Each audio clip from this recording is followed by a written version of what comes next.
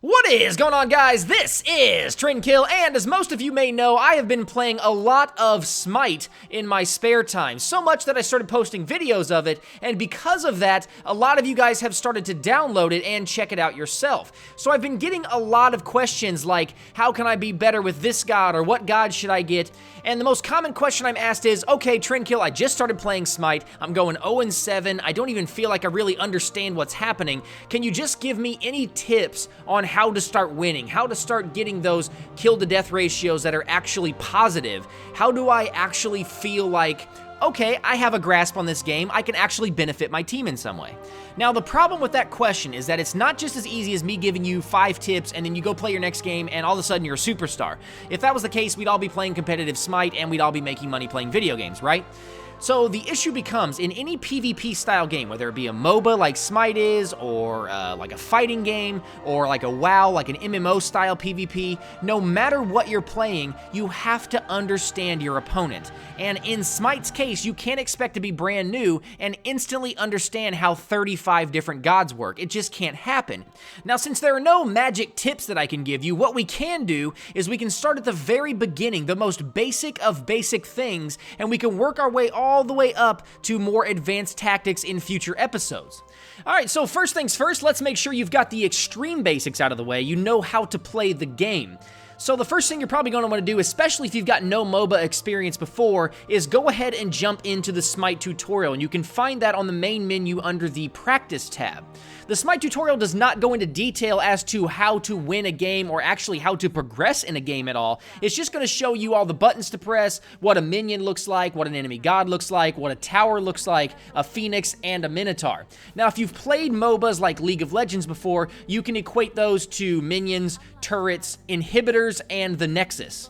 Once you're finished with that, it should only take about 5 minutes. I would suggest going back to the Practice tab and checking out a Practice Joust. That's going to get you a little more of a feel for a flow of an actual game, and then once you kind of get an idea as to how the game flows, you can go into a real conquest and try it on a full-scale map. The Joust map you're going to be playing on is a single lane with only one tower, one phoenix, and a minotaur. On the left and right of that lane are 2 extremely simple jungles.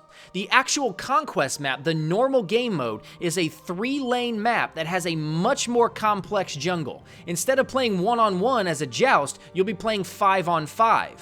So while the joust doesn't necessarily set you up and prepare you for an actual conquest, it does at least teach you how the game actually flows and how it works. Once you feel like you've graduated from Practice Joust and you kind of get an understanding of the flow of the game, jump into your first conquest match and just go for it. Don't worry about being great your very first time playing, because it's probably not going to happen. There's a lot of subtle nuances that I see new players failing to understand from the get-go simply because they have no experience, and that's okay.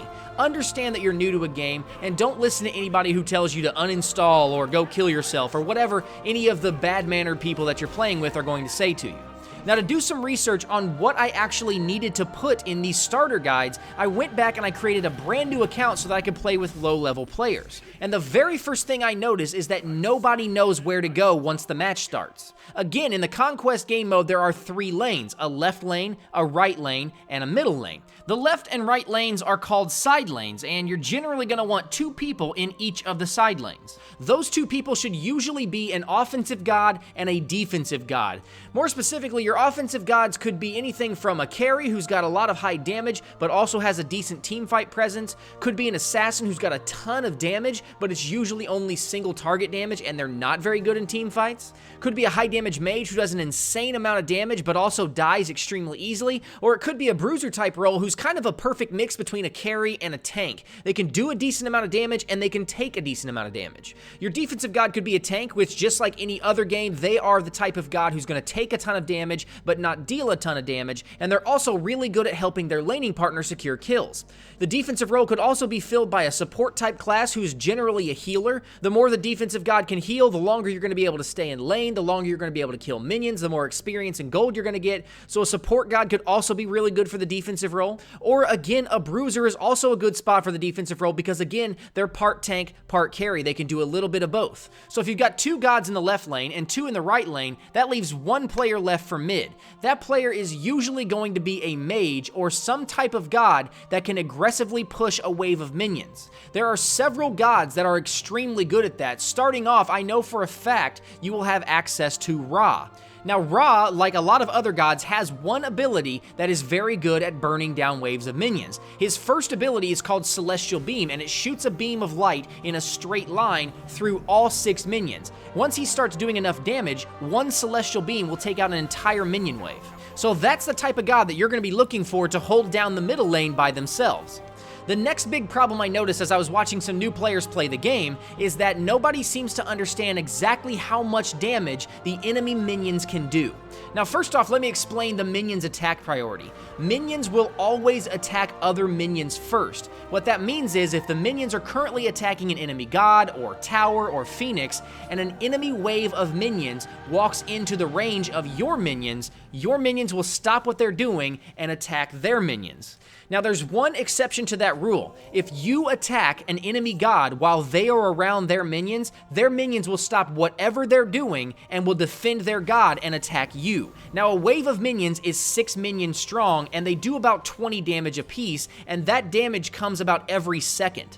Now, starting off, if you're a mage or a carry, even a tank, you're gonna have somewhere between 4 and probably, 700 life, something like that. We'll say an average of 550 life. Taking 20 damage from each minion, plus the damage from the enemy gods in your lane, you will drop in about 3 or 4 seconds if you just jump in and try to attack them. So you've got to pick your battles. You really need to attack the enemy gods when they're overextended and they don't have minions to protect them, or when you know 100% that you're going to be able to get in, get the kill, and get out, and when you're very new at the game, there's no way for you to know that. Now, I'm not asking you to play completely passive, because it's very easy to get into that rhythm when you're worried about minions, but make sure that when you're playing the game, you just take note of when you're attacking and when you're dying to minions, and obviously just don't do that next time. They say the definition of insanity is doing something the same way every time and expecting different results. Now, the third and final thing that we're going to talk about in this video that I noticed as I was playing with some new players is that there's a lot of new players that are coming over from other MOBAs, especially League of Legends,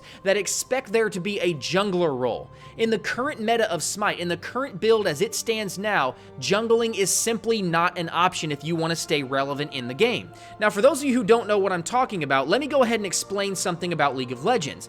Basically, instead of left, middle, and right, in League of Legends you've got top, middle, and bottom. Unlike Smite, where in League of Legends you would have 2 people in the top lane and 2 people in the bottom lane, the current meta in League of Legends is generally 2 people in the bottom lane, 1 person in the middle lane, 1 person in the top lane, and the other person that's supposed to be in the top lane is instead in the jungle.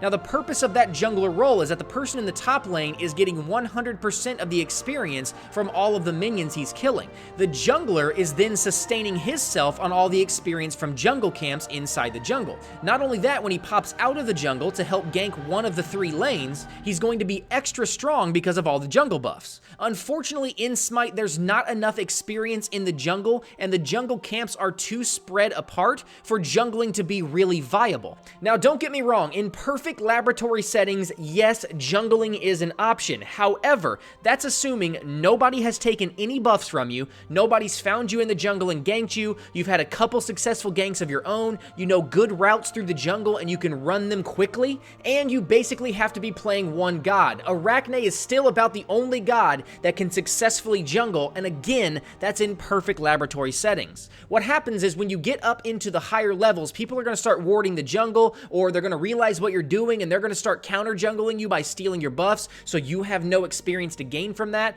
There's nothing worse than going all the way from one side of the jungle to the other and realize, crap, those buffs are gone. And downtime is absolutely crippling for a jungler. There's nothing worse than an under-leveled assassin trying to pop out of the jungle and kill somebody and then dying themselves. In Smite, the jungle camps are generally used as filler in between minion waves, or when you've recalled back to base and you're on your way back to lane, just getting them when you've got a lot of downtime. Not only do you get a buff, but you also get that extra experience when you wouldn't have any experience coming from anywhere else. So really, guys, that's about it. Those are the 3 main things that I noticed as I was playing with some new players. The only real tip, the only true advice that I can give you is learn all of the gods. If you have $30, it's a free game, you didn't pay for it. If you would have paid paid at least $30 for this game, buy the $30 God Pack. It's for a limited time only right now. It's going to be more expensive once the game actually launches out of beta, and it's well worth it, especially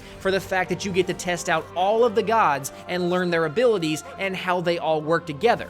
Nobody, and I repeat, nobody would ever be good at Smite if they didn't know how all of the gods worked. The competitive players, the guys that are actually winning money doing this, have all played at least 2,000, 3,000, 4,000 games and have all played every god dozens of times. So hopefully, guys, the tips in this video and the observations that I had of new players are going to help you avoid some of those pitfalls in the beginning and give you a leg up on the competition. Now, if you guys have any questions, and I'm sure you will, please leave that stuff in the comment section below. I'll do my best to answer your questions. I am going to be working on some more Smite guides. I'm doing my best to kind of wait until the game breaks out of beta so I know that they're not going to make any huge changes. That way I don't have to redo all my guides. But the information in this video should hold true even if they make a ton of changes. I can't imagine them changing the mechanics of the game to the point where these 3 tips will not be true when the game launches. So anyway, guys, I'm gonna go ahead and get out of here. Thanks a ton for stopping by and hanging out with me, and until next time, we'll see you later. Thanks, guys. Bye. You have slain an enemy.